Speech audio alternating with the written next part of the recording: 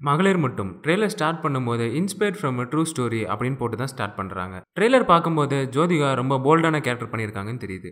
Okay, இந்த படத்தோட கதை என்னவா இருக்குன்னு பார்க்கலாம். ஜோதிகா, பானுப்பிரியா, ஊர்வசி, சரண்யா, பொன்வண்ணன் இவங்க 4 பேருமே சின்ன வயசுல இருந்தே ஃப்ரெண்ட்ஸ். இவங்க எல்லாருமே சின்ன வயசுல யாருக்கும் தெரியாம செவரேறி குதிச்சு படம் பார்க்க போறது அப்படிலாம் இருக்காங்க. ஆனால் கொஞ்ச நாள் ஆன அப்புறம் பானுப்பிரியா, ஊர்வசி, சரண்யா இவங்க 3 பேர்த்துக்குமே கல்யாணம் ஆகிடுது. அவங்க 3 பேருமே அவங்க ஃபேமிலிக்காக வாழ ஆரம்பிச்சிடுறாங்க.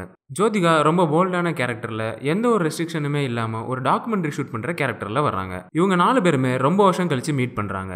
அப்ப ஜோதிகாக்கு 3 பேரும் ஃபேமிலியில எவ்வளவு கஷ்டப்படுறாங்கன்னு தெரியுது. அதுக்கப்புறம் அவங்க 3 பேர்கிட்டையும் எந்த ஒரு ஃபேமிலி கமிட்மெண்ட்ஸும் இல்லாம ஒரு டிராவல் போலாம் அப்படின்னு சொல்றாங்க. சரண்யா அவங்களோட ஹஸ்பண்ட் லிவிங்ஸ்டனை, பானுப்பிரியா அவங்களோட ஹஸ்பண்ட் நாசரை விட்டுட்டு ஜோதிகா கூட கார்லயே ஒரு டூர் போறாங்க. போற இடத்துல பாட்டு, டான்ஸ்ன்னு ஜாலியா டூரை என்ஜாய் பண்றாங்க. இவங்க டூர் போறேன் அப்படின்னு சொன்ன உடனே அவங்களோட ஹஸ்பண்ட்லாம் அவங்கள மிஸ் பண்ண ஆரம்பிச்சிடுறாங்க. அதுக்கப்புறம் இவங்க எல்லாருமே அவங்க ஹஸ்பண்ட் கூட சேர்ந்து எப்படி வாழ்ந்தாங்க, ஜோதிகா கடைசியில என்ன ஆனாங்க அப்படிங்கிறது தான் படத்தோட கிளைமேக்ஸ். பழைய மகளிர் மட்டும் படத்துல கமலஹாசன் எப்படி கெஸ்ட் ரோல்ல வந்தாரோ அதே மாதிரி இந்த படத்துல சூர்யா கெஸ்ட் ரோல்ல வருவாரா அப்படிங்கிறது படம் பார்த்தா தான் தெரியும்.